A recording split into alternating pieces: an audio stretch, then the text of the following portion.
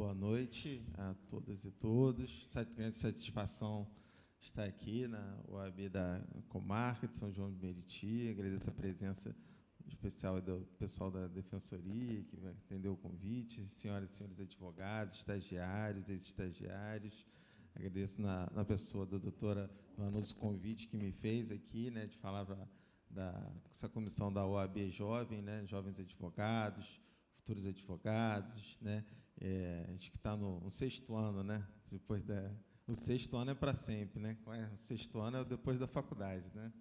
É o que a gente está sempre aprendendo e aí a oportunidade de trocar aqui com vocês, falar um pouquinho da minha experiência aqui na Vara de Família na Comarca, que não é tanto assim, desde que eu assumi aqui, foi no início do ano passado, a minha titularidade, então tenho 1 ano e meio aqui. Não sou um especialista assim, teoricamente acadêmico no direito de família. Recentemente concluí o mestrado pela UFMA, fui na área de direito constitucional. Então, antes de vir para cá, né, eu estava no Núcleo de Direitos Humanos da Defensoria Pública, né, o NUDET, Núcleo de Defesa dos Direitos. Lá fiquei 8 anos e era uma atuação que não tinha nada de direito de família.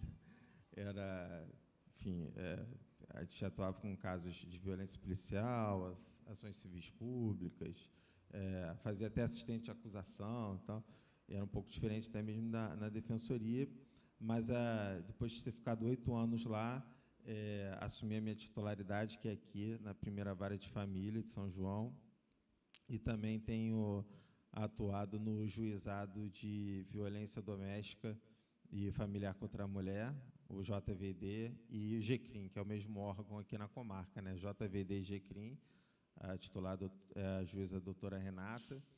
E aí também tem muitas interseções que a gente pode falar um pouquinho entre o juizado de violência doméstica e vara de família, né? Cada vez mais aí interseções. Ano passado tivemos uma lei também que fala sobre, né, os reflexos que a violência doméstica pode acarretar no âmbito do direito de família, questão de guarda, questões, né, de pensão, enfim. Então, a gente também pode falar um pouquinho. E, bom, é isso. Cheguei aqui, desde que eu cheguei na comarca, assim, fui muito bem acolhido, né? São João é uma cidade muito populosa, né? Uma coisa que, como o doutor tinha falado aqui antes, que me chamou a atenção, mas não é só de São João, né, essa dificuldade que a gente tem de cada vez mais territórios da cidade que a justiça não chega, né? O oficial de justiça não entra, às vezes nem o carteiro entra, né, nem os correios. E eu estava comentando, se eu não me engano, foi uma reportagem que acho que na Folha de São Paulo esse ano, que os correios fizeram um ranking das cidades que eles têm mais dificuldade de acessar determinadas localidades por conta de periculosidade. E São João estava no topo do ranking no Brasil, assim, por grande parte da cidade, o oficial de justiça não vai por conta de perigo. Então, isso é um grande obstáculo para o acesso à justiça, né? Uma questão muito delicada e complicada, que a gente tem que tentar procurar achar outros meios aí de tentar passar por isso, né? Recentemente, na pandemia, a gente teve essa questão um grande avanço que a gente teve por conta da pandemia, a questão de intimação por via eletrônica, né, de realizar atos sem a presença da parte, realizar audiência remota e tal, e parte disso acabou ficando, né? Citação por WhatsApp hoje acho que é a regra, né? Citação por WhatsApp já virou. Mas, bom, é isso. Então, vamos falar um pouco aí sobre questões bem práticas aí do dia a dia de uma vara de família, questões teóricas, mas que estão no nosso cotidiano. E também fica à vontade, se alguém quiser fazer uma intervenção, fica à vontade, tá? Quiser falar, quiser perguntar alguma coisa, a qualquer momento também, por favor, levante a mão, fica à vontade para fazer qualquer tipo de intervenção, acho que assim fica até melhor.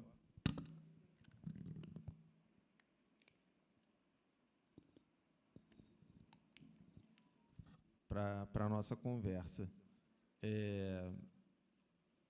Sei que hoje agradeço a presença de todos aqui. Sei que a gente está às vésperas de um jogo importante do Flamengo, né? Então, isso torna a presença de vocês aqui ainda mais importante prestigiar.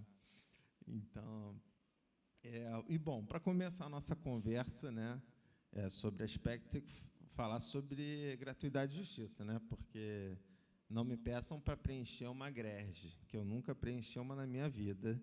Não sei nem como é que faz isso. Então, minha vida de defensoria pública, grege é uma coisa de outro planeta.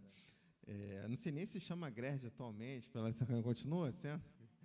Enfim, mas uma questão interessante que tem da gratuidade e justiça, nas ações de alimentos, né, que são o carro-chefe, família é o que dá mais atendimento na defensoria pública, né? E dentro da família, alimentos, seja fixação, execução, é o carro-chefe. Então, o processo de alimentos é assim o nosso volume do dia a dia colossal. E uma questão interessante com relação a alimentos, que a gente vê às vezes, os processos da defensoria não, porque ambas as partes geralmente são suficientes. Mas uma questão interessante que a jurisprudência fixou é no sentido de que o direito da gratuidade é da parte, não é do seu representante legal. Então, numa ação de alimentos, em que a parte geralmente é uma criança, existe uma presunção de hipossuficiência pelo simples fato de ela ser uma criança, que não trabalha, não tem patrimônio, em regra. Claro, pode ter uma situação excepcional de que uma criança seja herdeira, ou seja, tem algum tipo de patrimônio por alguma razão, mas essa não é a regra. Então, independentemente da situação financeira da representante legal, o titular do direito, o alimentante, o autor do processo, é geralmente uma criança. Então, existe uma presunção, a lei já, agora, gratuidade e justiça é disciplinada no Código de Processo Civil, não está mais na Lei 1060, sobrou da Lei 1060 um ou outro artigo, a disciplina, a maior parte foi trazida para o Código de Processo de 2015, e ela reiterou, né, de que presume-se a hipossuficiência com a mera declaração, e o ônus da prova é da outra parte que alega, né, que vai impugnar a gratuidade de justiça. Antes, na questão da gratuidade, no código anterior, você tinha a questão se a gratuidade fosse deferida no bojo do processo, o recurso cabível seria agravo. Se fosse autuada em apenso, como a Lei 1060 determinava, aí teria que ser impugnada mediante apelação, que julgasse. Hoje em dia isso acabou, o Código de Processo Disciplina, que é tudo dentro do processo, e a decisão é agravo de instrumento no caso de indeferimento. Mas existe essa presunção especial no caso da ação de alimentos envolvendo criança, como existe também, por exemplo, no caso, né, hoje em dia não se fala mais em interdição, mas em curatela, né, de incapazes, no qual o beneficiário, o requerente, não se confunde, né, com a pessoa que está sendo interditada. Então, esse também é um procedimento, o requerente, né, que está agindo em benefício de terceiro, né, está assumindo um cargo, um ônus, também não faz jus a ser cobrado ele pela custas pelo honorário, que tem que ser independente da situação do interditando. E essa é uma situação também que a gente vê por parte da defensoria nessa questão da avaliação da gratuidade. Por exemplo, né, na situação da adoção, por exemplo, a defensoria pública atende casais que queiram fazer a adoção de uma criança, e aí tem que se submeter todo ao processo que é longo, é demorado, de um cadastro, de estudos, é um processo que leva algum tempo, independentemente da situação financeira, não necessariamente um casal, pode ser só uma pessoa solteira, pode ser um casal do mesmo sexo, mas atende essa pessoa, né, os pretendentes adotantes, independentemente da situação financeira. Por que que a Defensoria faz isso?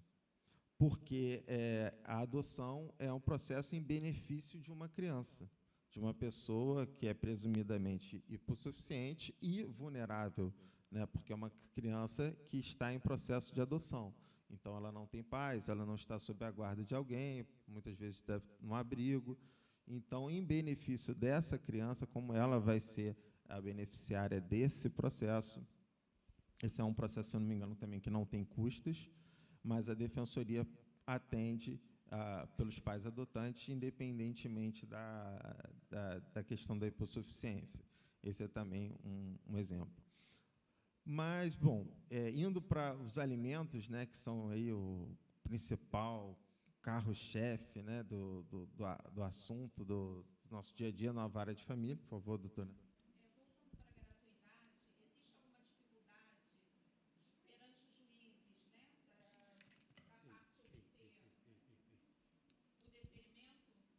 Olha,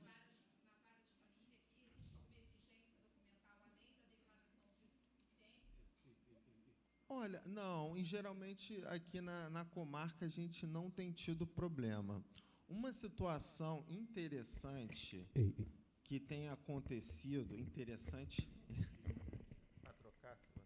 Fica melhor? Tá bom, vê se tá bom. Tá bom. Acho que tá bom. Uma situação que tem acontecido, pessoas assim um pouco mais desavisadas, por exemplo, um processo às vezes que são muito simples, como por exemplo um divórcio, que não se discute mais nada, não se discute uma pensão, guarda nem nada, é um processo bem simples, é rápido em tese. E aí o que acontece? Um dos cônjuges dá a entrada e o outro recebe a intimação, citação e fala: eu não estou nem aí, eu quero divorciar mesmo, e aí fica revel.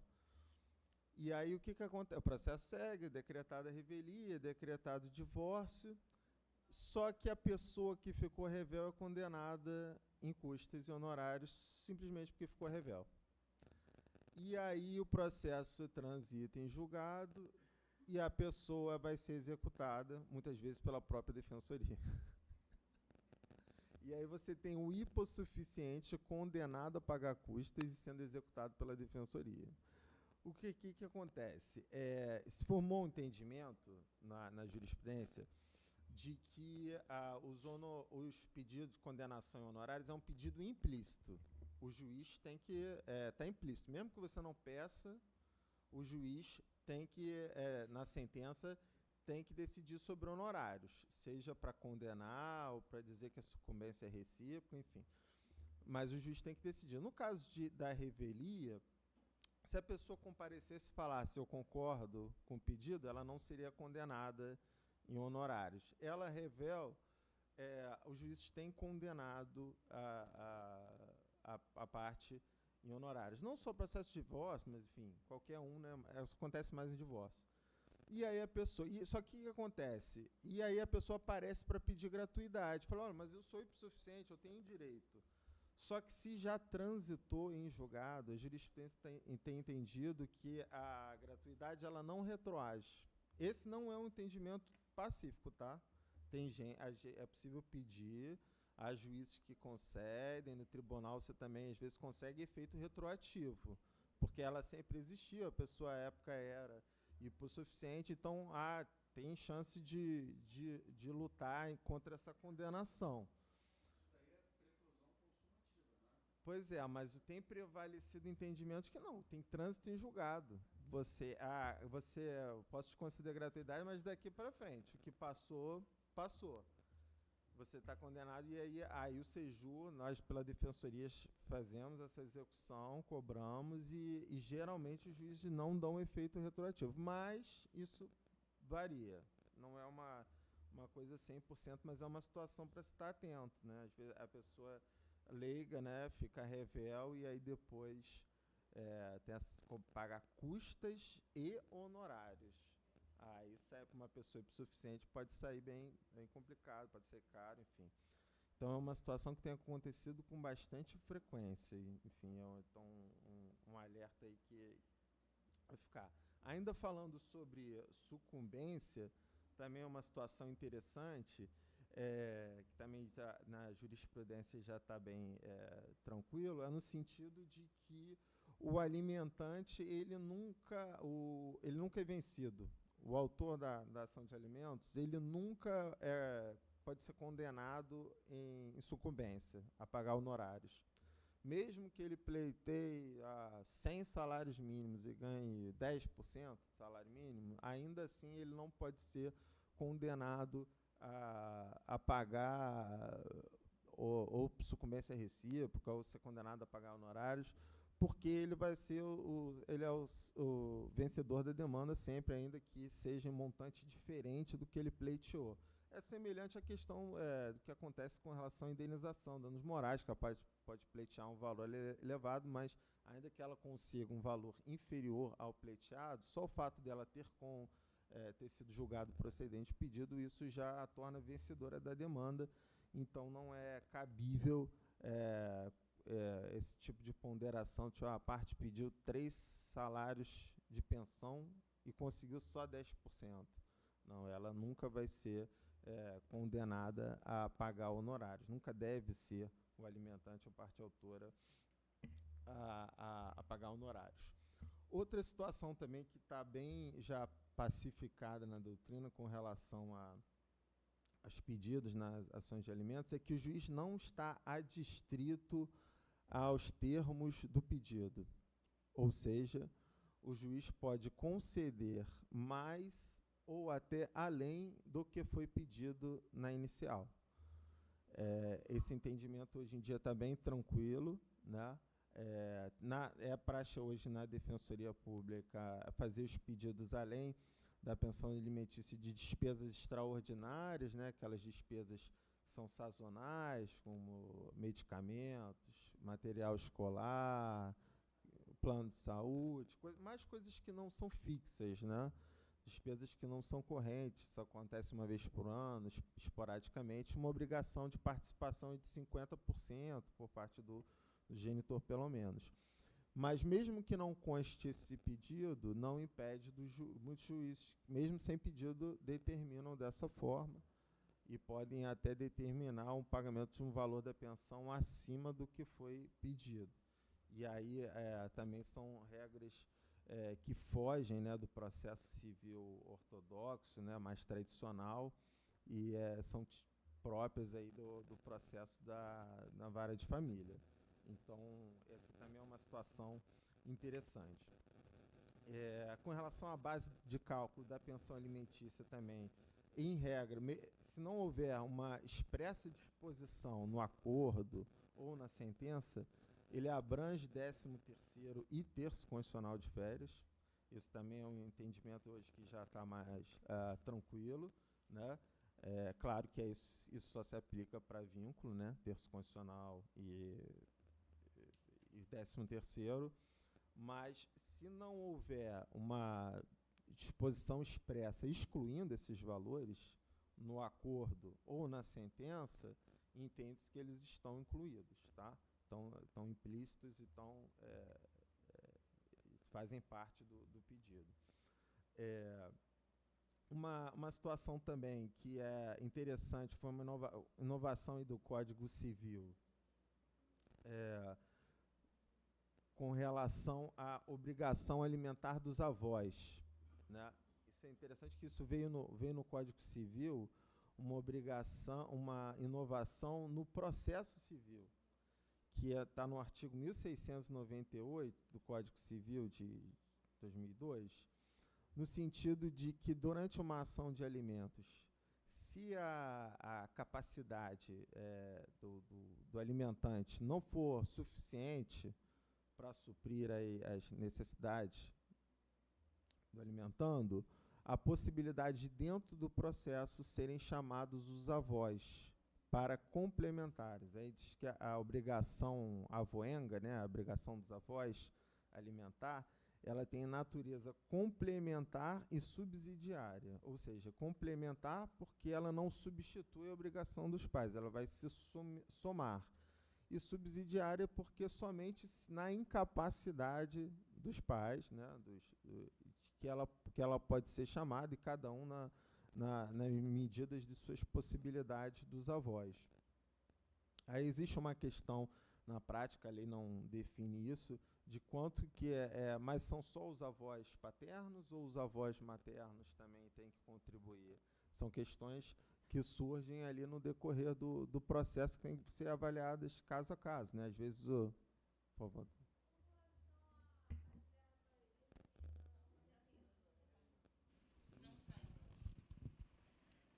Com relação à indenização recebida no processo trabalhista, o entendimento é que esse percentual também deve ser cobrado dos alimentos? Sim, com relação a verbas trabalhistas, aí tem um FGTS que tem se admitido penhora de valores de FGTS. Tem se compreendido também que essa verba do FGTS ela também ingressa no patrimônio comum do casal a fim de partilha. Uma coisa é fim de partilha, né? Outra coisa é pensão para os filhos, né? Pensão para os filhos é só no caso de débito, né? Que fica reservado para eventual futura inadimplência, um percentual ser retido para essa finalidade. Mas eu não sei se te respondi.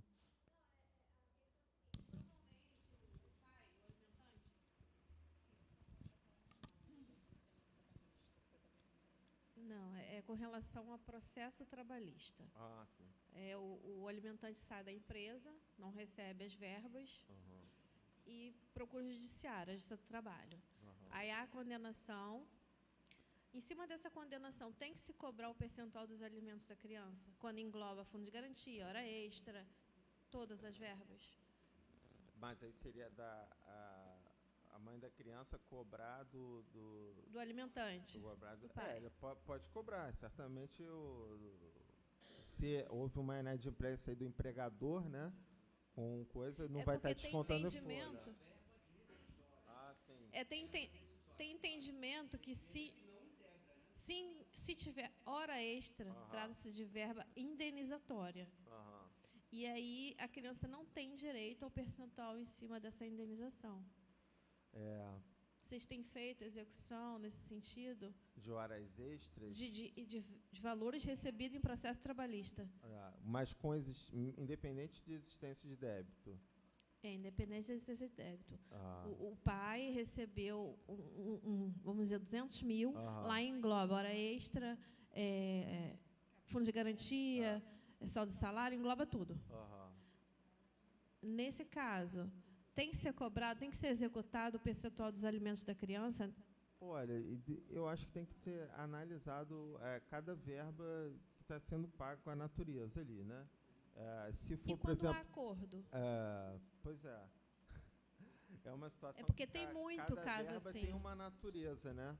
Se aí tem que ver se tem natureza indenizatória, se tem natureza remuneratória, se é o FGTS. Na verdade, o que ela quis dizer, eu acho que eu entendo. O pai trabalha com vínculo empregatício. Tem um ofício expedido para a empresa para fazer o desconto do pagamento. Ele é devedor, ele tem que pagar os alimentos. Aí, por inadimplência da empresa também, vamos supor, quando dispensado, ele pleiteou na justiça as verbas impagas durante o curso do pacto laboral. Correto? Então, se eu sou advogada do alimentante e tenho esse ofício que foi expedido para a empresa, para que ela retesse, né, o percentual do fundo de garantia, bem como do pensionamento, eu posso simplesmente pedir lá no processo trabalhista, como advogada fica mais fácil do que a defensoria saber. Como advogada, eu junto o ofício e peço a penhora do valor devido aos alimentos. Correto? Sim. Aí a defensoria só vai tomar conhecimento disso se a parte, a mãe, né, a genitora, souber que ele foi dispensado e puder chegar, né, até a defensoria para resguardar o direito do alimentante, do alimentado. Uma penhora.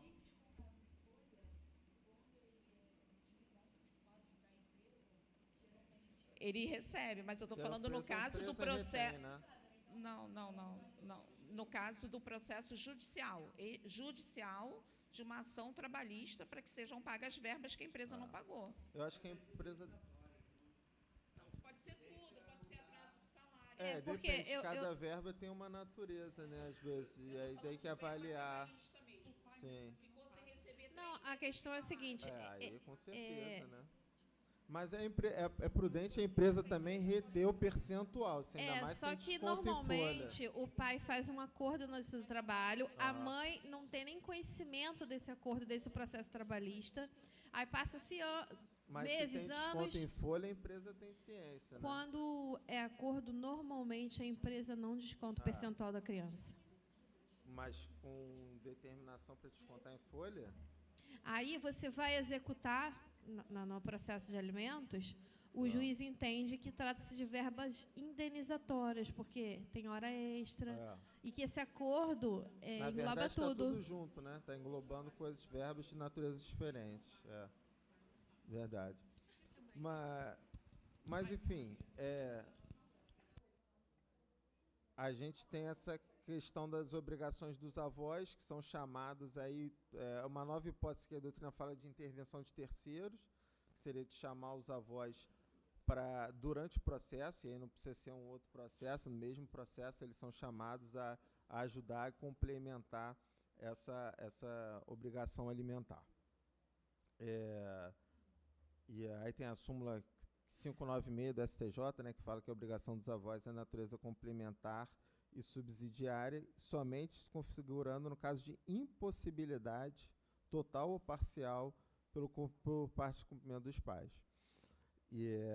Com relação à pensão de filhos maiores de idade, né, tem um assunto que também é mais tranquilo, né? A jurisprudência tem entendido aí que a obrigação subsiste caso o filho maior de idade continue estudando, ou numa graduação de nível superior, ou nível técnico, que essa obrigação pode ir até os 24 anos, né, se você levar em consideração, sei lá, uma faculdade de medicina, né, que são 6 anos para se formar, ou formando curso técnico, que essa obrigação perdura durante a graduação, que é um dever decorrente aí da solidariedade familiar e do capacidade do pai de prover uma formação adequada para o filho e compatível também com as suas possibilidades. Em regra, não. A jurisprudência ela também não diz que é até 24 anos, não. Se o jovem se formou com 21 anos na graduação, nível superior, 21, 22 anos, também estaria cessada ali. O STJ, ano passado, deu uma decisão que um filho estava no mestrado. Aí eu falo, aí também não, porra. Aí já se formou, aí já é demais. Aí só até a graduação. Esse 24 anos, a doutrina diz que é uma analogia com a legislação do imposto de renda, que você poderia declarar seu filho dependente até os 24. Então, se você comprovar que você está ajudando os estudos, enfim, tem outras formas. Então, depende de estar estudando ou estar fazendo curso técnico até... Eu questionei porque quando eu fiz estágio aqui também, na primeira de família, deve ter uns 3 anos mais ou menos, teve um caso que o menor não, né? Ele ia completar os 24 em outubro e terminava no ano seguinte a faculdade, ou seja, com 25 anos. E aí o defensor, na época, instruiu a gente e nós pedimos para que pudesse estender. E como o genitor tinha condições, foi, concedido. Por isso que eu... No caso concreto, né, se a pessoa está ali um semestre para se formar, fez 5 anos de faculdade, 2 semestres, se não me engano. Talvez possa ponderar, não acho, mas em regra é até 21, 24, né? Também depende do curso, enfim, depende de continuar estudando, caso a caso, né? E nesse caso, acho que um bom senso, uma razoabilidade ali para não prejudicar o final da formação dele. Doutor, com relação aos alimentos avoengos, geralmente a genitora, muitas vezes, né, ou o pai é falecido ou sumiu, então ela ingressa com a ação em face dos avós paternos. Por que isso? Porque geralmente ela tem um apoio familiar dos avós maternos, né, que ajuda ou a ficar com a criança, para que ela trabalhe e tudo mais. Sim. Então, os alimentos avoengos como valor complementar, mesmo que os avós paternos aleguem, né, a hipossuficiência econômica, o caso de ser idoso e utilizar medicamentos, ainda assim você tem visto, né, vislumbrado que os juízes daqui têm deferido? Não tenho visto muito aqui, não. Tá? Aqui em São João não tenho visto muitos casos, não. E quando o genitor é falecido e não deixa a pensão para o filho, ele não tinha qualidade de segurado, não tem pensionamento e é falecido. Existe o direito. E aí não precisa... Os avós paternos, eles só podem ser... mas geralmente é paterna, né? Só pode ser acionado depois do pai. Mas se o pai é pré-morto, falecido, aí eles podem ser acionados diretamente. Sim. E aqui os valores, né, se o doutor perceber, o valor das pessoas que procuram a Defensoria Pública, né, com seus recebimentos, e até os nossos escritórios, são valores de até 2 salários mínimos, né? E existem também os idosos que são acionados, que recebem salário mínimo, né, de aposentadoria e tudo mais. Então, eles alegam... Plano de saúde, medicamentos, despesas altas. Plano de saúde, problemas realmente com relação à moradia e medicamento. Sim, né? Com e certeza. aí, como ficaria esse percentual, geralmente? Talvez seja por isso que a gente não veja tantos, né, casos assim aqui na prática. Mas a gente, um ou outro que a gente viu, e essa situação. Com relação aos avós maternos, como você bem disse... ainda que eles não contribuam, eles já dão alimentos in natura, na medida que eles já compram alimentos, já cedem a casa, já olham as crianças, isso já é alimentos in natura. Então, isso também é uma tese também justificada no sentido de que não se acionar ou se reconhecer quando os avós maternos já têm essa função. Um aspecto processual que eu tenho me deparado aqui na prática, com relação à exoneração de pensão. Tem uma súmula do STJ que fala cancelamento de pensão, né? A 358. Cancelamento de pensão do filho que atingiu a maioridade está sujeito a decisão judicial, mediante contraditório, ainda que nos próprios autos, ou seja, não é automático. Fez 18 anos, acabou a pensão, né? Tem muito assistido que pensa que é assim, né? Não é assim, tem que ter o contraditório. O bom dessa súmula é que ela fala que pode ser nos próprios autos. Então, bastaria um desarquivamento e um pedido que funcionaria. Mas, 2 questões práticas que a gente tem visto no dia a dia. Desarquivar processo tem demorado muito. E aí não vale mais a pena você entrar com uma ação do que se desarquivar um processo às vezes. Demora muito para desarquivar o processo. E alguns juízes que não têm aceitado você fazer o pedido nos próprios autos, apesar dessa súmula. Você pode recorrer, mas aí a parte, né, perde mais tempo você recorrendo e tal. O que a gente tem feito, né, para resolver isso? Quando existe uma concordância do filho, e aí dispensaria a citação dele, dispensa, né, basta um documento, né, com assinatura, ou com uma firma reconhecida, enfim, ou mesmo isso, sem isso, já seria suficiente para a gente fazer nos próprios autos, porque ali você já tem, né, a concordância, não tem uma necessidade de citação, enfim, o contraditório já teria sido até dispensado com a concordância do filho.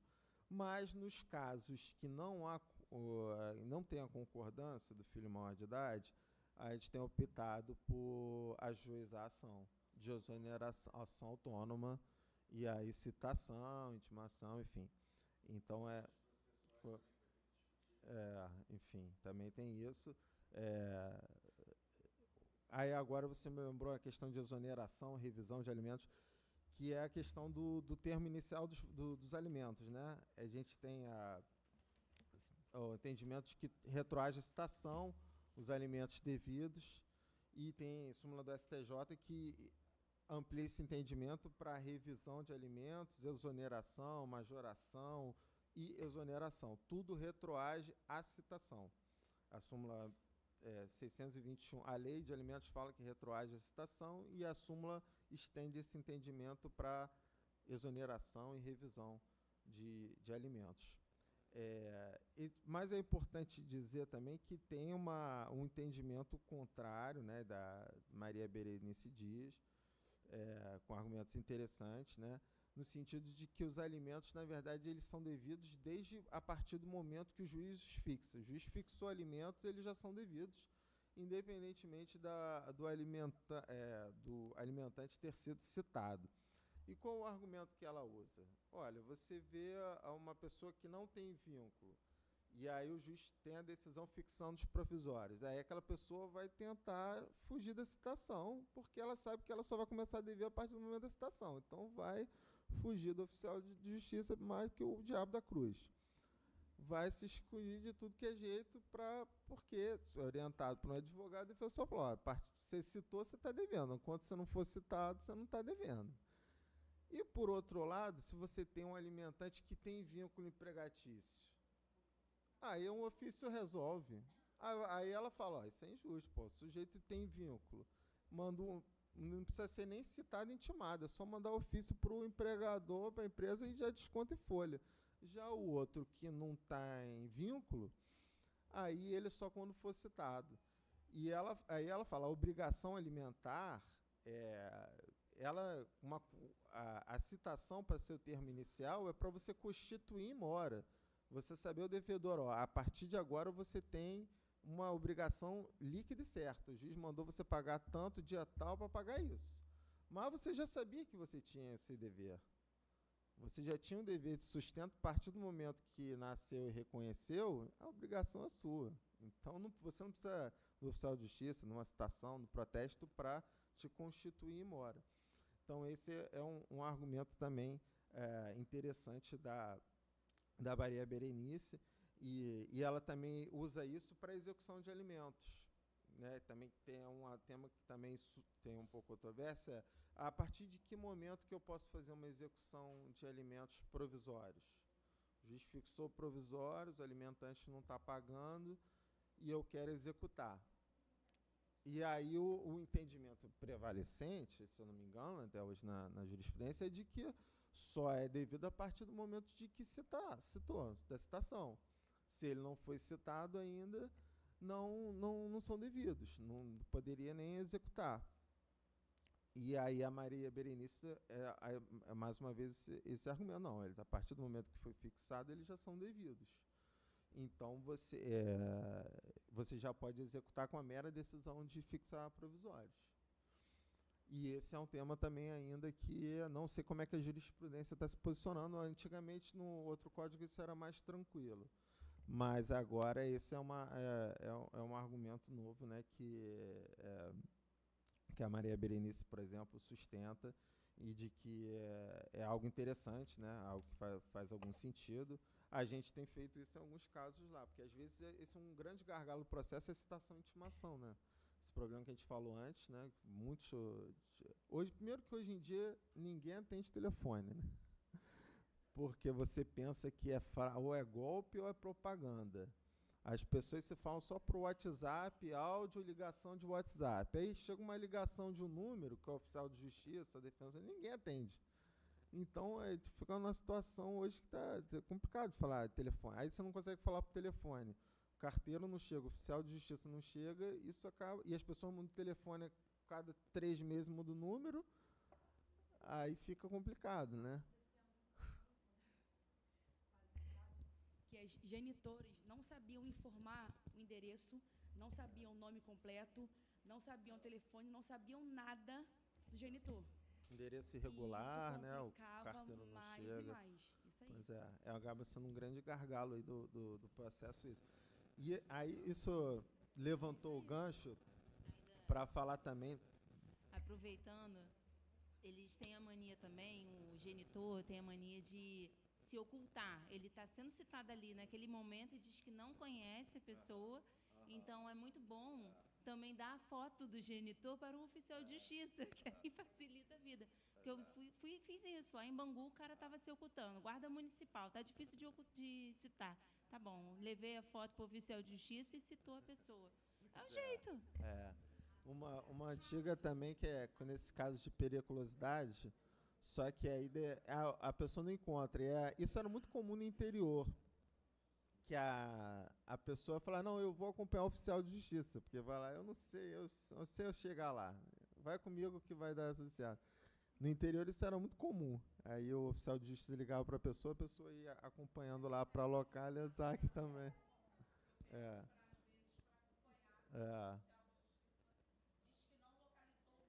Pois é. Aham.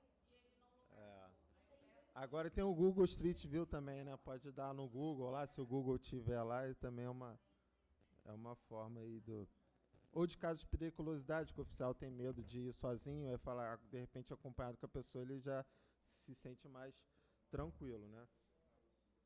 Então, é isso. E aí puxou para a questão do cumprimento de sentença, né? Cumprimento de sentença e execução, que é outro também, do alimentos, também é outro carro-chefe aí, de coisas que a gente mais faz dezenas por dia.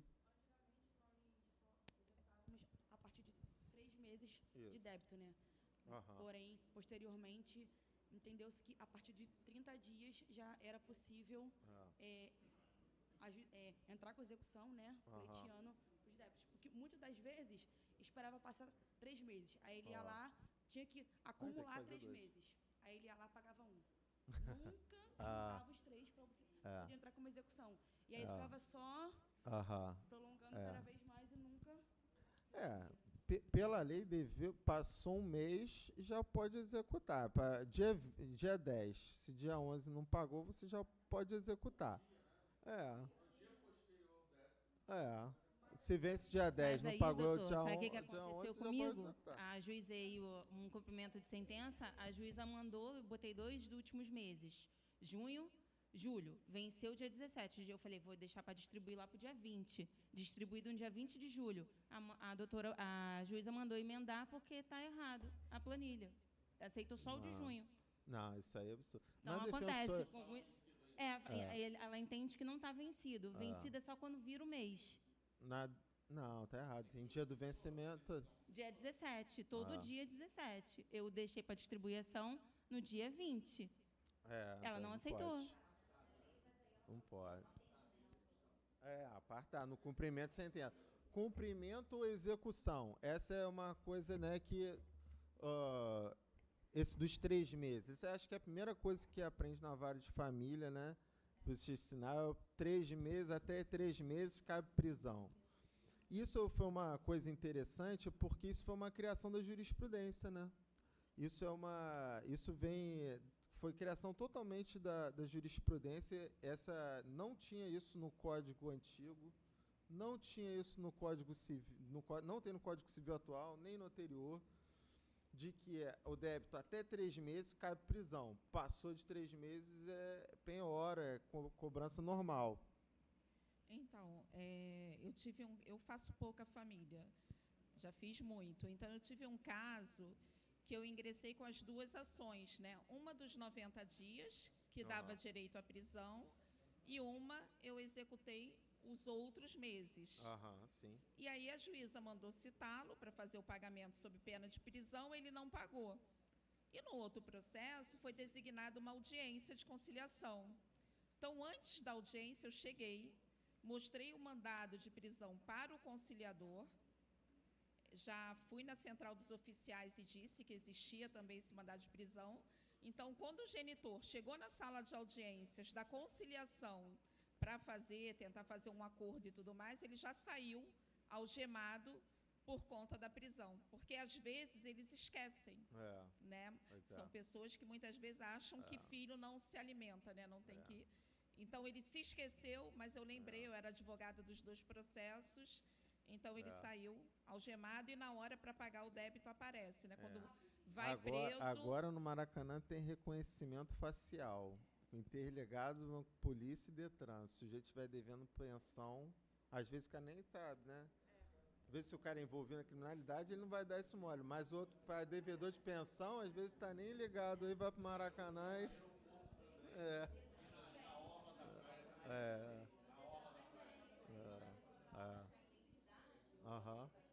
Direto. O Detran é tudo ligado, tudo interligado. Eu sei Detran que as senhoras que estavam aguardando as outras audiências, né, aplaudiram quando ele saiu preso por conta de ter sido realizada a justiça. Né, e aí agora isso está na lei, o novo código, não é tão novo, né, 2015 já tem quase 9 anos aí, ele agora prevê especialmente essa questão que estava na súmula 309 do STJ, né, de 3 meses, até 3 meses cabe prisão e o que passou tem que ser por penhora. E aí o de prisão pode ser atualizando, ou seja, são os 3 meses anteriores e mais os que se vencerem ao longo da demanda. E o da penhora tinha o dogma de que não atualiza. O da penhora é o período anterior, mais de 3 meses, e vai cobrar isso do início ao fim. Mas você não pode atualizar, no sentido de que não pode incluir novas prestações que se venceram ao longo da demanda. Esse era um entendimento tranquilo no código anterior. O novo código, ele não falou nada sobre isso, ele meio que repetiu, ele falou, o de prisão, você pode incluir as prestações que se vencem ao longo do processo, mas não falou nada com relação ao penhora. Então, em princípio, ia se manter esse entendimento de que, não, da penhora, se você quiser cobrar outro período de mais de 3 meses, tem que entrar com uma nova execução. Mas o STJ deu uma decisão ano passado, unanimidade, falando que agora é possível, sim, incluir novas prestações vencidas no caso de penhora.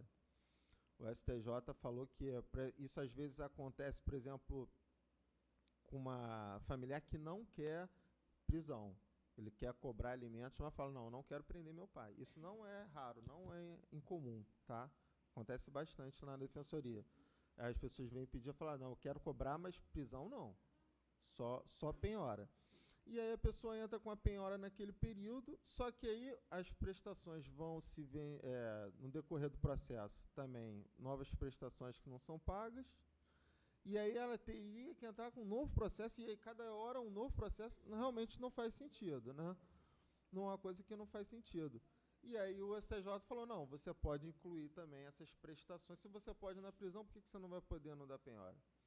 Não faz sentido. É um bom senso.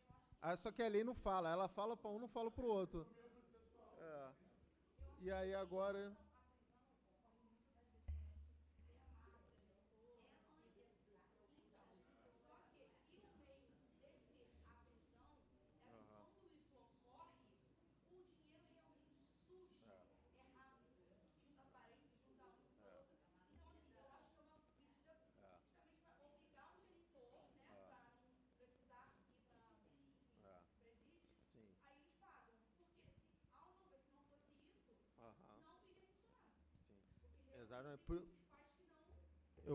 Eu costumo falar para o pessoal orientar, falo assim, não quero prisão de jeito nenhum, prisão não quero. Eu falei, tudo bem, mas o juiz nunca vai mandar prender se você não pedir.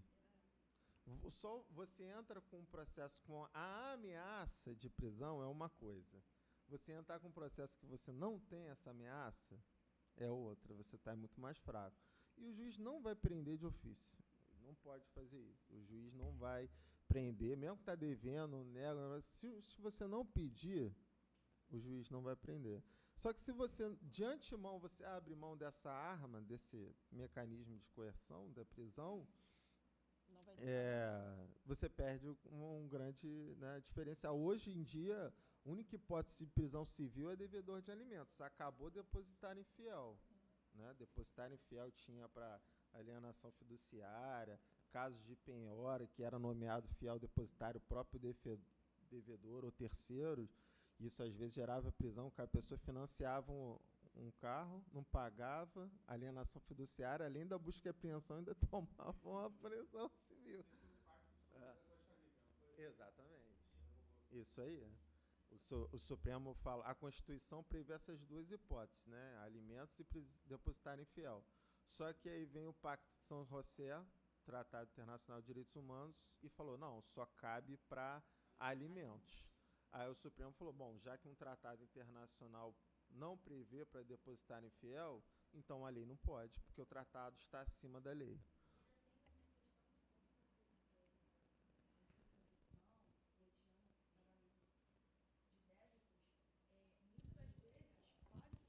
Das vezes, os genitores não quitam o débito integral. Ainda a genitora ainda pode aceitar um acordo e aí ele paga uma parte e parcela o resto, que, ao meu ver, não acho certo, porque ainda assim ele continua enrolando e aquele débito vira penhora, no caso, né?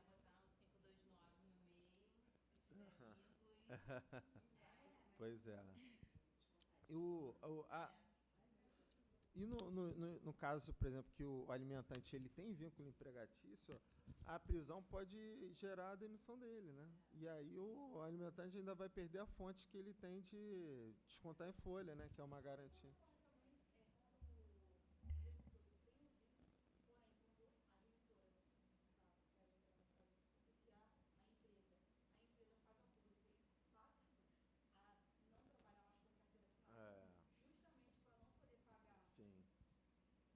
É uma fraude, é uma burla. Aí ele está burlando a lei, né? Pode, mas isso é uma fraude. Isso está burlando o que a empresa está fazendo errado, mas é muito difícil provar, né? Comprovar é porque eles estão em conluio. Você vai perguntar para a empresa? Não. Vai perguntar para o sujeito que teria interesse? Vai falar, eu não. Entende? Talvez amanhã ele vai querer processar a empresa. Aí, né, o FOI tem que estar atento a isso. Mas é difícil de provar. Mas, sem dúvida, é uma fraude. E, às vezes...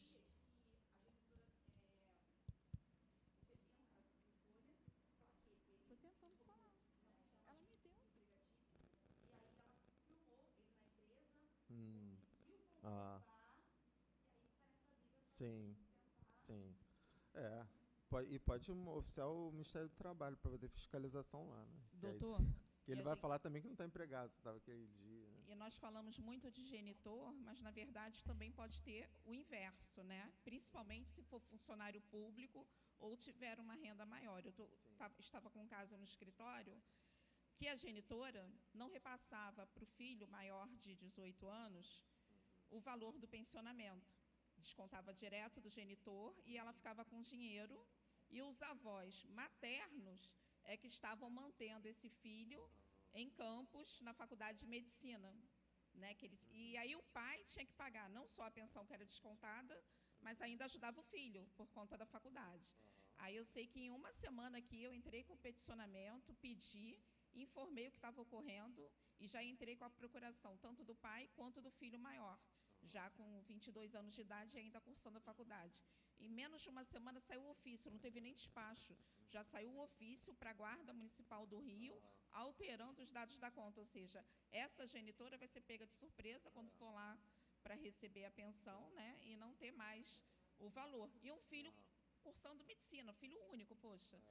E, para finalizar, como eu não sou... A minha fala, na verdade, para finalizar a minha fala. Como eu não sou expert em direito de família...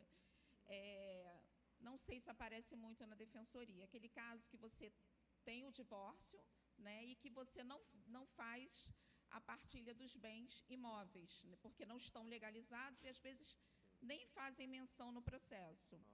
E, muitas vezes, o genitor deixa, né, aquele imóvel ou vice-versa, porque a outra parte ficou com os filhos. Né? Então, eu estou com um caso bem interessante, que o genitor nem fez menção, eu acredito, na época, isso tem menos de 10 anos, sendo que agora ele construiu o imóvel na laje da sogra. Então, as benfeitorias, 50% para cada um, né, dos cônjuges. E ele deixou porque estava a filha residindo no local. Agora, a mãe colocou a filha para fora de casa já pela segunda vez. Quando ela completou 18 anos, a mãe começou a fazer isso, vai para fora de casa. E agora tornou a fazê-lo. Então, qual seria o prazo? Eles já estão divorciados, mas não sei se o doutor sabe ou se alguém aqui sabe, o prazo para a gente entrar com o pedido de arbitramento de aluguéis do condomínio, ou seja, se não pode vender o imóvel, a genitora que ocupa tem que começar daqui para frente, ou da decisão do magistrado, a pagar o condomínio para o genitor.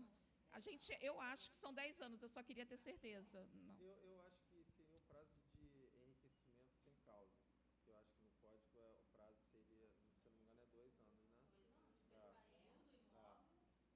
seria Não, enriquecimento ele sem saiu causa, do né? imóvel, Seria- ele saiu do Mas imóvel, vai cobrar da outra Não, parte, só- o não, não. arbitramento do aluguel. só dali isso? para frente, porque a Isso. filha não tem mais o lar. Sim. É a mesma coisa, eu tenho um imóvel registrado no meu nome e no nome do meu marido. Eu saio do imóvel e deixo meu marido morando com a minha filha. Certo. Os meus 50%, se for RGI, está resguardado. Se houver o documento, vai ser meu a vida toda. Está registrado. Sim, mas você vai cobrar pela utilização exclusiva dele, Não. né?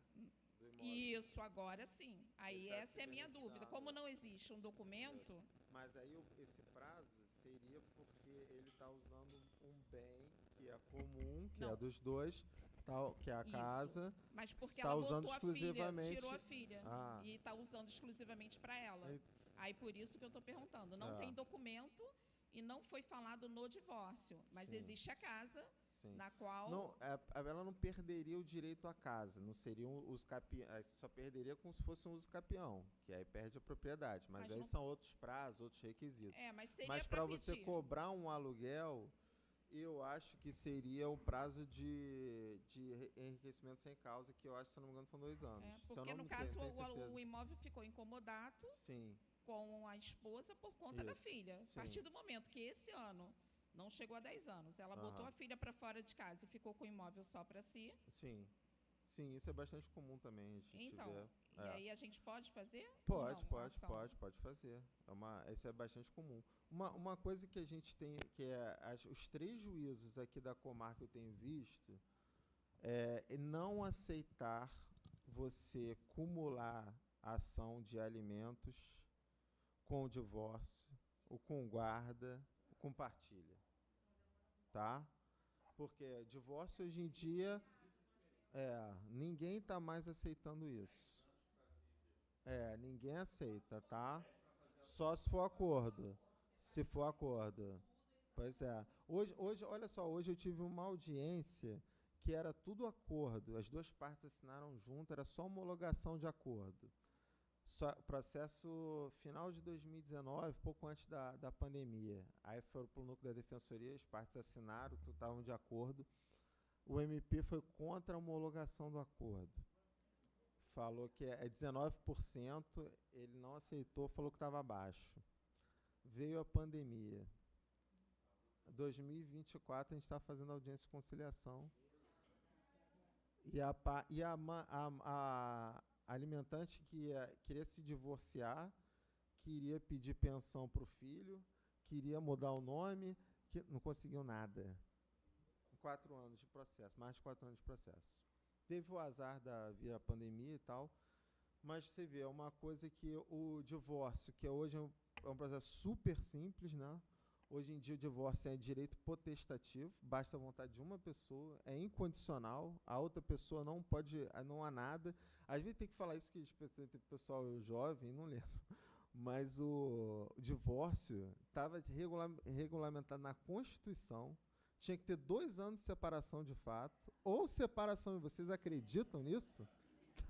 É inacreditável, mas estava na Constituição de 88 e só acabou com uma emenda constitucional de 2010. Judicial. Então tinha toda uma burocracia para você fazer o divórcio. Aí veio essa emenda que revogou esses artigos e falou, não, o casamento acaba com o divórcio só depende da vontade de um e não tem prazo, não tem requisito, só basta a vontade de um. E aí ficou aquela discussão, mas e a separação? A separação continua lá no Código Civil, a separação acabou, a separação continua, o que faz com... E ano passado, o Supremo, 10 anos depois, o Supremo foi falar, e aí por decisão de maioria apertada falou, não, a separação acabou, não existe mais separação autônoma. Quem está separado e até hoje não se divorciou, continua porque tem um ato jurídico perfeito. A época que o ato foi realizado, ele estava de acordo com o ordenamento jurídico, mas hoje não existe mais separação. No ordenamento jurídico, ninguém pode mais se separar hoje em dia. Hoje é só divórcio ou nada, e o divórcio não depende de mais nenhum requisito, basta a vontade de uma pessoa. E aí você, às vezes, tem processo de divórcio, e tem a possibilidade do divórcio extrajudicial. O divórcio extrajudicial em cartório, Na defensoria a gente não faz muito, porque tem a questão da gratuidade, que acaba sendo mais prático fazer judicial do que extrajudicial. Então a gente não tem feito muito extrajudicial. O extrajudicial tem um problema quando tem filho menor ou incapaz.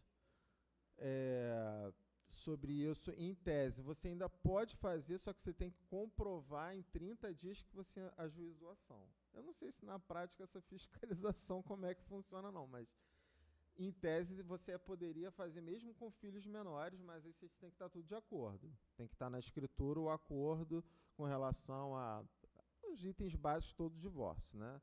Nome, você vai voltar a usar o nome de solteiro, guarda dos filhos, pensão para os filhos e pensão entre si. No processo judicial, o juiz não aceita isso, você tem que entrar com uma ação de alimentos, uma de divórcio e outra de guarda. Não dá para acumular nem divórcio com guarda, nada. Ninguém está aceitando acumular pedidos de nada. Tem que ser processos diferentes. Mas, se for judicial, tudo de acordo, você pode submeter. E se for extrajudicial, você também pode submeter. Uma novidade do novo Código de Processo também, que na doutrina está tranquila, mas na prática não é tão comum assim, é a possibilidade de você fazer um acordo extrajudicial de alimentos. E aí só com a assinatura de um advogado ou só de um defensor, de aí você fazer um acordo que englobe guarda, pensão e alimentos, e no caso de inadimplência dos alimentos, inclusive, e aí que entrava a questão. Existia um entendimento, que eu acho que era dominante no Código passado, que falava assim, olha, você pode fazer um acordo extrajudicial de alimentos. Se não pagar, você pode executar, mas não pode prender. Porque para a prisão tem que ser título judicial. Isso não estava na lei. Mas, acho que talvez com uma reserva de jurisdição, né, a jurisprudência fala, não, para prender você tem que ter um título judicial. E isso acabava sendo um entendimento, acho que majoritário, então isso desestimulava muito fazer acordo extrajudicial. Você fala, pô, vou fazer um acordo, mas não vou poder prender, que é o grande diferencial do alimentos. E aí, com o novo código, ele foi expresso a fazer referência de que no acordo extrajudicial, ele faz referência explícita, expressa ao artigo que permite prisão. Então, a doutrina passou a ser... Falou, ó, agora não tem mais essa discussão. Acordo extrajudicial você pode prender, sim. Tem um colega que não falou.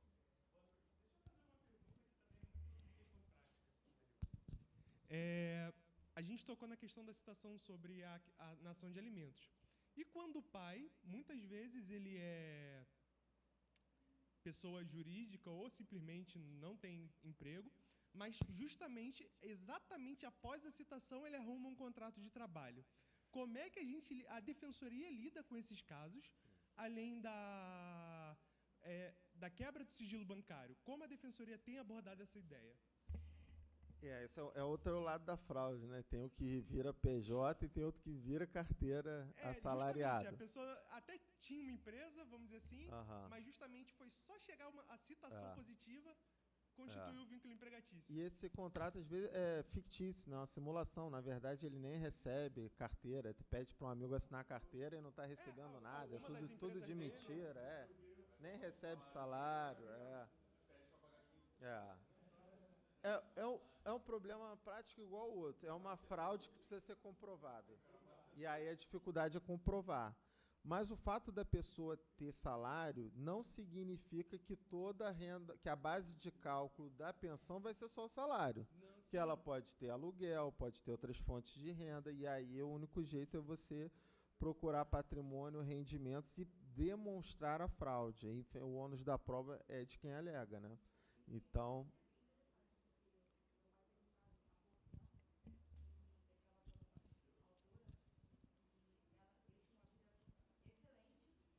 Uma vida muito boa, e aí eles eram sócios na empresa, só que ele chegava em casa, amor, assina aqui. Ela, confiando, assinava. Quando ela foi ver que ele pediu a separação, né, inesperadamente, os documentos que ela havia assinado foi abrindo mão de tudo da empresa. Ele passou de dono a ser empregado, Ou seja, ela até provar Pois é.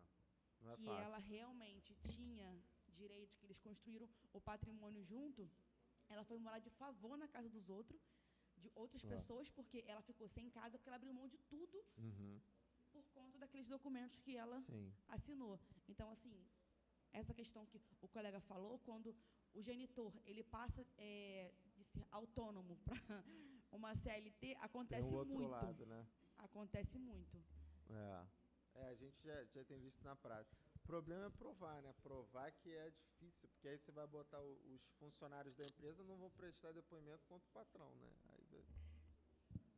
Muitas vezes o genitor que faz isso, que vai para a CLT, o que ele vai fazer também? Ele vai primeiro entrar com a ação de oferecimento de alimentos. Aí ele consegue eliminar os alimentos provisórios, 20%, 15%, depois vai brigar 5 anos aí pela sentença. Com um valor baixo, no máximo ele vai ser executado aí, no valor bem baixo. É isso que eu tenho visto também. Pois é, complicado. Agora falando do cumprimento de sentença ali da execução dos alimentos, né? O novo código não alterou muito do que já vinha praticando, né? Quando é cumprimento, quando fazer por execução, há possibilidade de fazer nos próprios autos com cumprimento de sentença, e aí entram as exceções, que são várias. A Letícia está aí, se eu falar alguma coisa errada, você me corrige, que a Letícia sabe mais que esse de cumprimento e execução quando fazer. Em regra, cumprimento. Quando não fazer cumprimento? Aí tem os sistemas diferentes, né? Agora a gente tem DCP e PJS, ou se era um era de papel, agora é processo eletrônico. Aí tem que fazer, não dá para fazer. Provavelmente vai vir EPROC, né? Agora vem o terceiro. PJE é o pesadelo judicial eletrônico, né? Vai acabar e aí você tem DCP, PJE, vai ter um terceiro. E aí quando tem sistema diferente, você tem que fazer, não pode fazer nos mesmos autos. Quando você tem, enfim, pessoal, me lembra, várias situações ali que fogem à exceção de que, ou quando já tem uma execução nos autos de honorários ou débito antigo, aí tem que fazer em autos autônomos, coisas. E nesse novo cumprimento de execução, no novo cumprimento de sentença, intimação pessoal do devedor. Isso não é no processo civil normal, né, uma ação indenizatória, enfim, no caso que não seja de direito de família. A execução se dá com cumprimento de sentença e você não tem a necessidade de intimação pessoal do devedor. Você pode intimar o advogado ou o defensor para pagar o débito. No caso da defensoria, você tem essa de poder pedir intimação pessoal do devedor. Mas nos alimentos, não, a intimação vai ter que ser sempre pessoal, mesmo que seja advogado. Mas essa intimação pessoal não significa necessariamente, obrigatoriamente, que tem que ser por oficial de justiça. Pode ser por AR. No antigo código tinha a vedação expressa. Em execução não se admite citação postal. Isso acabou no novo código. Você pode, mesmo num processo de cumprimento de sentença que vai levar à prisão, você tem essa exigência da intimação pessoal do devedor, ou seja, não basta mera publicação em DO ou intimação eletrônica ao advogado, tem que citar o devedor pessoalmente, mas pode ser por AR. Não é necessário o oficial de justiça fazer essa citação. O WhatsApp, na verdade, ele é uma intimação proficial, né? A jurisprudência já está bem tranquila, mas tem alguns requisitos que praticamente dependem da vontade da pessoa que está sendo citada, né? Ele tem que se identificar, tem que mostrar o documento, tem que mandar a foto. Se ele não cooperar, o oficial não pode fazer nada. Por favor.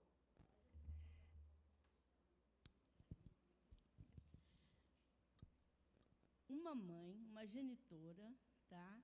Ela trabalha na Air France. E o filho, tem 2 filhos. Um filho, o pai, ela entrou com a pensão alimentícia, ganhou, o pai estava pagando a pensão. Agora o filho está estudando em outro local. E a mãe passa a pensão que ela recebe para a mãe dela para cuidar do filho. O pai descobriu isso, que o filho está em outra cidade com a avó, chamou o filho para morar com ele. Por cargas d'água, não sei o que houve, ele expulsou o filho de casa, brigou com o filho, expulsou o filho de casa. Agora, ele entrou na justiça para receber todo o dinheiro que ele pagou à mãe, a genitora. E agora, como faz? Qual a idade do alimentante? 16. Ele pode testemunhar, não pode, da expulsão? Sim. Se esse dinheiro, essa verba alimentar, apesar de estar sendo repassada para a avó, se ela estava sendo revertida no sustento, na guarda da criação do próprio alimentante, não existe enriquecimento sem causa, não existe motivo para cobrar. E a verba alimentar é irrepetível, ou seja, ela não pode ser cobrada uma vez paga. Por exemplo, isso acontece, uma situação que acontece às vezes, situação também muito comum. Alimentos provisórios. Aí a alimentante joga o rendimento do alimentante lá ganha 10 mil, ganha 10 da salário e tal. E aí o juiz, só com base naquela informação, fixa os provisórios, né? Então vai. E aí, na verdade, às vezes, o sujeito fala, eu estou desempregado, não ganho nem o salário mínimo e tal. E aí conta outra história, só que os provisórios estão lá. E aí, quando até o juiz reconsiderar isso, baixar, reduzir os provisórios, né, você tem esses provisórios lá no alto. Se o sujeito obrigado lá, apavorado, com medo de prisão, pagou, e aí depois o juiz reduziu de 2 salários para 20%, 30%, perdeu. É verba irrepetível, natureza alimentar. É verba alimentar. Não tem o que fazer, entendeu? Se ele não pagou, aí tem aquele entendimento de que retroage a citação. Então, se ele reduziu a pensão, vai valer a partir o novo vai retroagir até a citação. Então, se ele não pagou da citação para frente, vai valer o novo valor, não o antigo. A Maria Berenice também critica isso. Fala, isso daí é um incentivo para não pagar, esperar os provisórios. Mas, é verdade. Por outro lado, também acontece isso. O juiz fixa os provisórios com base numa informação unilateral. E aí, sempre fica, né? Às vezes fica... E aí você dá a possibilidade de ter casos de má-fé grave, né? Você fala que o sujeito ganha 10 mil reais por mês e o sujeito não ganha nenhum salário.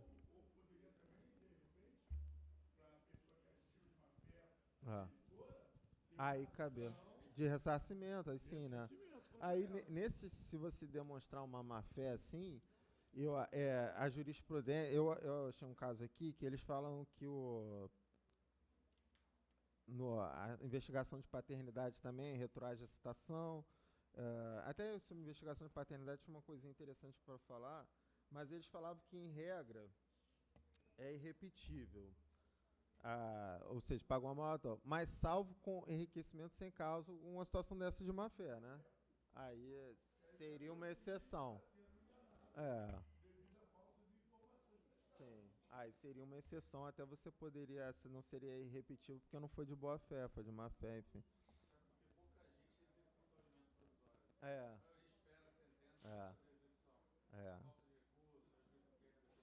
Pois é. E aí, às vezes, demora para citar também, aí tem esse entendimento, mas a gente não tem esperado citar, não. A gente lá na defensoria, o juiz fixou a gente. E tinha esse entendimento até de falar, deixou de atrasar um mês, tu já vai processar o sujeito, e aí na defensoria a gente vai falar, não, deixa dar 3 meses. Aí, só que eu também não acho correto esperar, deixar a pessoa ficar 3 meses sem receber sem alimentos. Aí a gente acaba deixando meio termo, assim, atrasou um dia, dá uma segurada, tá? Mas no segundo dia, segundo mês, atrasou um dia, você vem que a gente faz para você, para também não obrigar a pessoa a ficar 3 meses sem receber. E aí as pessoas atrasou 3 meses, aí ela vai na defensoria, aí faltou documento. Aí quando ela vai entrar com a ação, está devendo 4 meses, aí tem que ser 2 processos. Aí, né?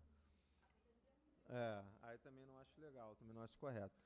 Com relação à investigação de paternidade, agora uma novidade que a gente teve no novo código, agora é a sentença parcial de mérito, né? Aí você fala, onde é que vai ser isso? Sentença parcial de mérito. O juiz vai decidir metade do do processo, no meio do processo, como é que funciona isso? O melhor exemplo que tem sobre isso é investigação de paternidade, que você tem o pedido do reconhecimento e da pensão, né, quase sempre. E aí você tem, no meio do processo, durante a instrução, o exame de DNA. Aí o exame deu positivo. E aí o que os juízes têm feito agora? Tem aplicado esse dispositivo do novo código. Ele sai o exame, ele dá a sentença parcial. Fala, declara a paternidade e aí fixa os provisórios, se não tivesse sido fixado antes, né? Mas o processo segue só com relação à pensão. Com relação ao reconhecimento de paternidade, ele já sentencia ali no saneador. E aí, essa é a sentença parcial de mérito. Essa sentença é recorrível por agravo de instrumento, não por sentença, não por apelação.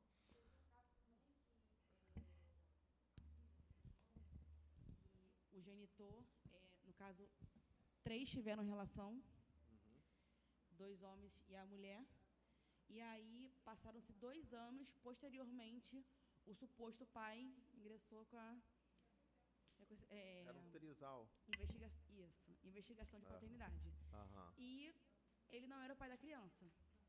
Porém, já tinha criado vínculo. Eu já fiz audiência nesse caso aí, eu acho, hein? É da minha época, não é possível. Tem então é outro. 4 anos já. Era um PM, outro rapaz. Foi esse mesmo. Eu fiz audiência nesse caso aí. Isso está rolando ainda? O policial militar, ele reconheceu e sustentava, e aí depois o outro pai falou, não, eu sou o pai, fez o exame e deu positivo. Isso aí. E aí, sabe como é que ficou? Eu fiz audiência desse caso, foi legal. 2 pais, não foi? Isso. Fez acordo. 2 pais. Sabe qual foi o acordo? O pai que dá a certidão, ele já tinha até uma relação de afeto com a criança, então tinha uma paternidade socioafetiva. O outro pai, ele deu positivo, ele assumiu a obrigação dele. Só que falou, reconhecimento de paternidade é ato irrevogável. Ficar os 2 na certidão. E aí o pessoal ficou com pena do pai que era o policial que reconheceu, e aí fixou uma pensão mais abaixo para ele, e a mulher falou que não ia executar. Esse processo rola ficou, e aí o outro fixou, acabou fixando assim, ficou a dupla parentalidade. Eu ia falar sobre... E me lembrou esse caso. Aí eu não sei.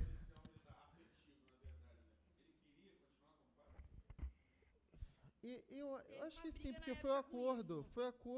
Então, foi ele estava mais preocupado com a pensão. Ele não se importava em continuar como pai, porque ele já tinha uma relação com a criança. Mas ele não achava justo ficar... Teve um conflito, porque... Na época houve um conflito porque ele questionou em relação à pensão, porém o vínculo, ele era apaixonado pela criança e ele falou que realmente queria continuar tendo aquele vínculo afetivo com o filho. Suposto filho, no caso, né? Ele ficou puto quando saiu o resultado do exame, eu acho que ele falou, então me tira, eu não quero separar, mas aí depois chegou na audiência e tal, ele falou, então você não vai ter obrigação, não. E essa criança já tiver ter uns 5 anos, só ele pagava. Aí ele, então vai ficar sem pensão, mas vai continuar na certidão. E aí ficou assim, a certidão ficou... O outro tá pagando também? Ficou pagando na certidão, com o nome na certidão, para garantir que se não pagar, pode cobrar, né? Mas o outro? Os 2 ficaram na certidão. Mas em questão de pagar? Pagar... Não, e também tinha uma paternidade socioafetiva ali. E aí ele mesmo falou, mas eu sabia que eu não era o pai. Se reconheceu a paternidade, ato irrevogável. Irrevogável. Você só pode anular se você falar que você estava em erro. Se você falar, a jurisprudência não tem nem aceitar, falar, estou em dúvida, quero fazer um DNA. Não, dúvida não é suficiente para tirar uma paternidade.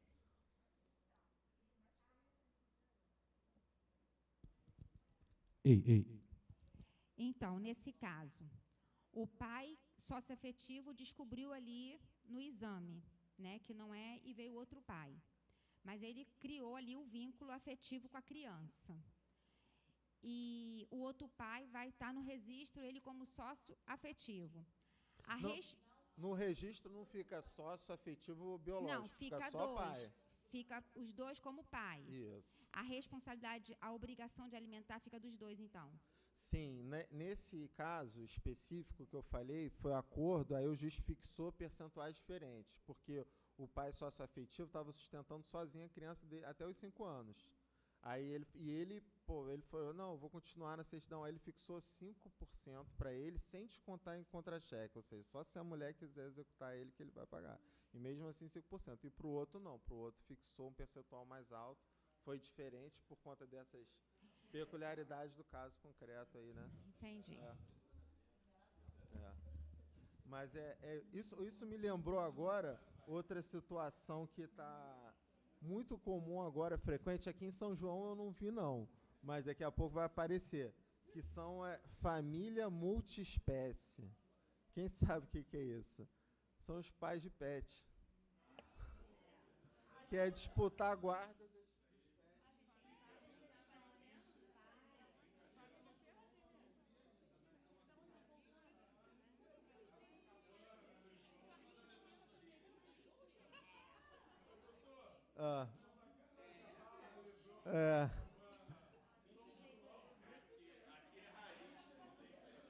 Mas sabe que já tem já achou jurisprudência, chegou no tribunal, os juízes têm decidido esses casos, não com base em questão de posse, propriedade, quem comprou, com base em afeto, em base em guarda, igual o filho.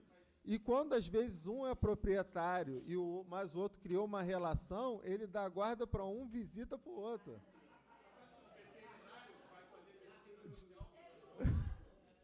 Estudo social veterinário.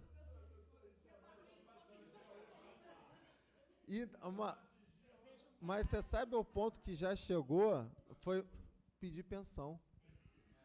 Mas aí a justiça, aí também é demais, né? Aí já é demais. Guarda, visitação, vai, mas pensão não.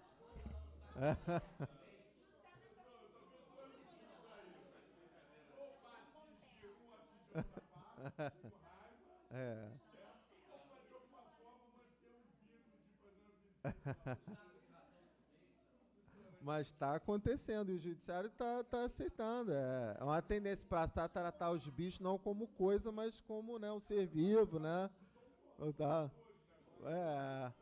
Exatamente. Doutor Daniel, eu fiquei com uma dúvida.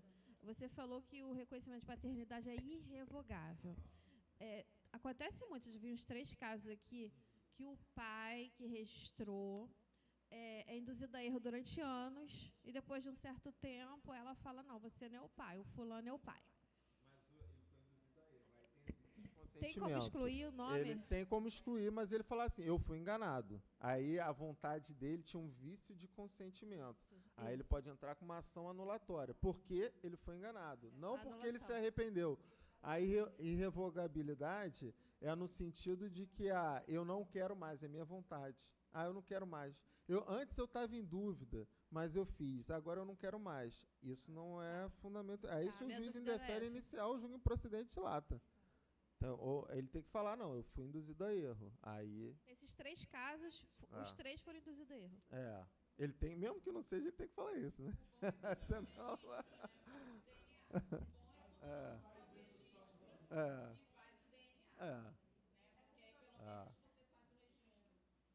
Mas se você é casado, vive anos com a mulher, tá ali achando que ela é sua, única, exclusivamente, não tem como. E criou como seu. Aí não vão alegar afetividade, aí não vão alegar a obrigação de alimentar. Pois é.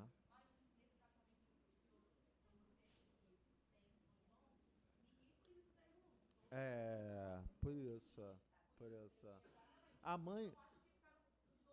Foi. Isso. Nesse caso, eu acho que a mãe, se eu não me engano, ela desistiu da ação contra o pai. O outro falou, não, ele foi, coitado, ele assumiu a obrigação, não era obrigação dele, eu quero desistir com relação a ele. O MP, não pode. Ele já reconheceu a paternidade, ele vai ter obrigação, ainda que o outro também seja obrigado, ele não vai ser dispensado.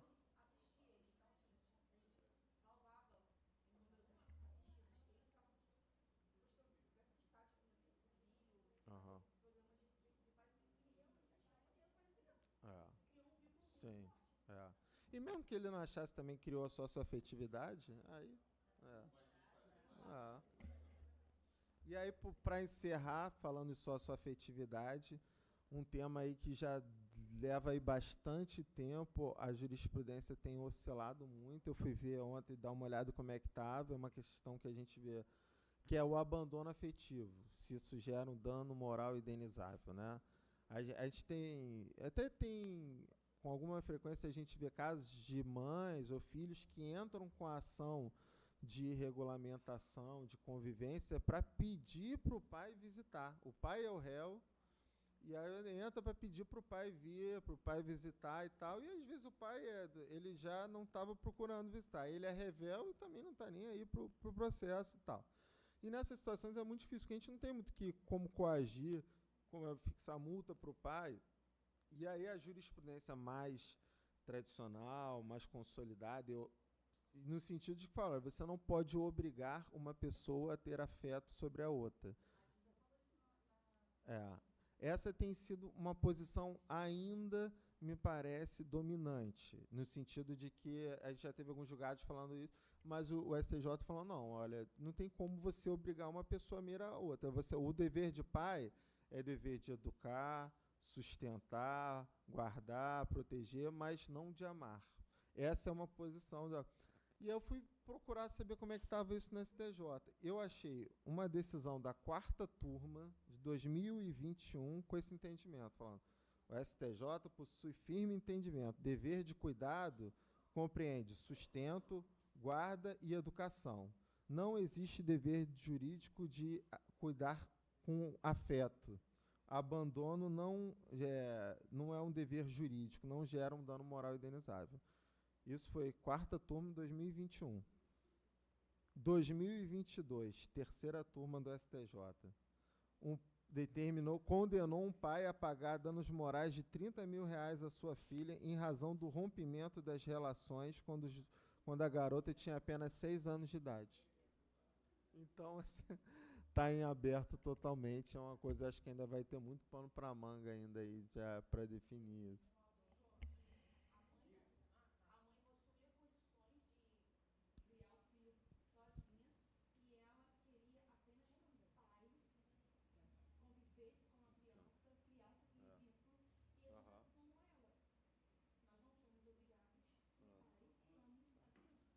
Juridicamente vai fazer o quê? Vai fixar multa para o pai visitar, se não visitar? E você vai obrigar... Como é que você vai obrigar uma pessoa a gostar de outro? Olha só a situação. Certas coisas que saem da questão do bom senso. Tem uma chamada forçação de barra. Se a pessoa não tem aquele sentimento natural, aí uma outra quer obrigar o outro, o irmão, a esposa, ou o pai, a mãe, a forçar um relacionamento com o filho. Olha só a situação que gera. Tem pessoas que não param para pensar o que é melhor para o filho. Às vezes, de repente, o melhor para o filho naquele momento não é a presença do outro que vai acabar de fazer mal. Porque uma pessoa que faz uma coisa que não esteja de vontade de fazer, ela não vai ter o zelo, o cuidado. Imagine você pegando uma criança e entregando num dia para um pai desse que não tem afeto nenhum para a criança. Qual o cuidado que essa pessoa vai dispensar uma criança no dia? É uma situação delicada, essa situação, e você acabar forçando às vezes situações, né, complicado. Mas doutor Daniel,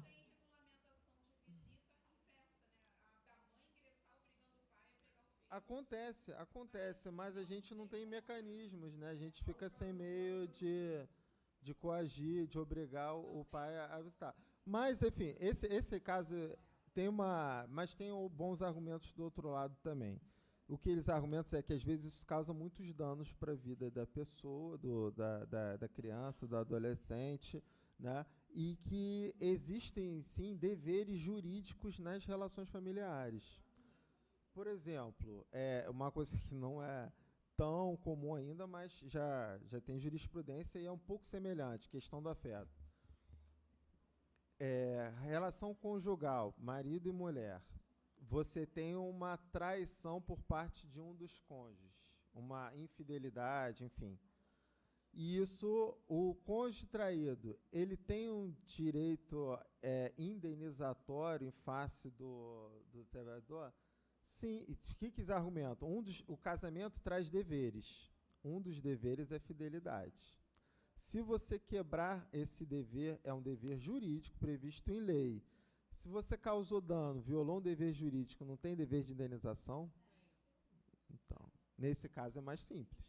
Doutor, e já aproveitando o que você acabou de mencionar, quando eu ouvi agora o colega falando, eu até fiquei assim, meu Deus, porque assim, eu estou com um caso que a criança é deficiente. Houve a traição, foi o pai que traiu, contou para a esposa e ele saiu de casa. O menino não fala, ele está na cadeira de roda e ele todo dia, ele grita, fala, grita, grita, grita, e ela sabe que é a falta do pai. Eu ajuizei a ação. Não fui omissa, eu fiz, estou aguardando. E, assim, a minha cliente sabe que o Matheus, o nome dele é Matheus, ele está sentindo muita falta do pai, porque ele era agarrado com o pai. Entendeu? Sendo que o pai agora discutiu com ela e como que eu vou falar? Está misturando, né? Ele está querendo descontar no filho, porque ele ama o filho, mas por conta do que a minha cliente fez com ele quando descobriu que ele traiu ela, né? Então, eles estão brigando e isso está influenciando no filho, entendeu? Não, ele ama o filho, sendo que ele falou, não vou pegar, você que vai cuidar dele, você que se lasca, eu não vou pegar, não vou. E qual foi a ação que você tomou? Eu fiz uma ação para que ele tenha o direito de ter um filho, para que ele pegue, para que ele tenha uma regulamentação de visita. A gente tem na defensoria isso tem quando apareceu também. A defensoria tem feito essas ações também, mas na prática tem sido muito difícil a gente não, e aí você tem para futuramente você entrar com uma ação de abandono, isso aí vai ser uma prova formidável. Para futuramente. Isso está totalmente aberto, gente. Eu acho que a tendência é talvez até virar, porque antes era não existe dever de afeto, acho que agora está começando, a tendência é virar. Advogados e defensores públicos que abrem precedentes. Quem sabe a colega consiga. Não muda.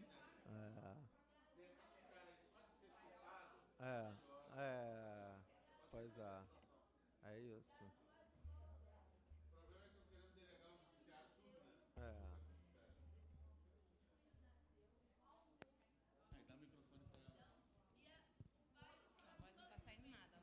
Quando soube que o filho era autista, abandonou a família. O garotinho falava, hoje não fala mais.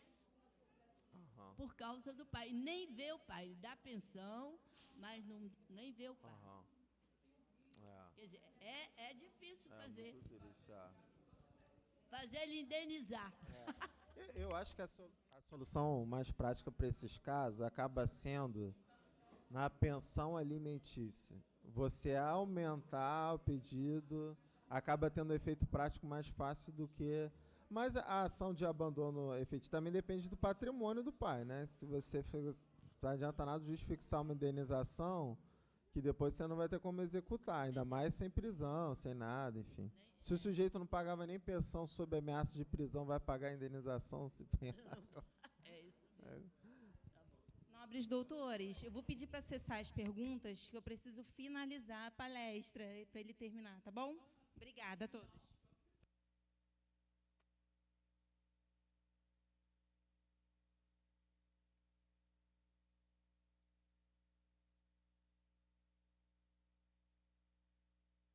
Não, então, muito obrigado pelo convite ao OAB, agradeço a professora Vanucci, todos que ficaram aqui até essa hora, e é uma satisfação estar aqui, estou sempre às ordens aí da comunidade, tá? Muito obrigado, boa noite, um abraço.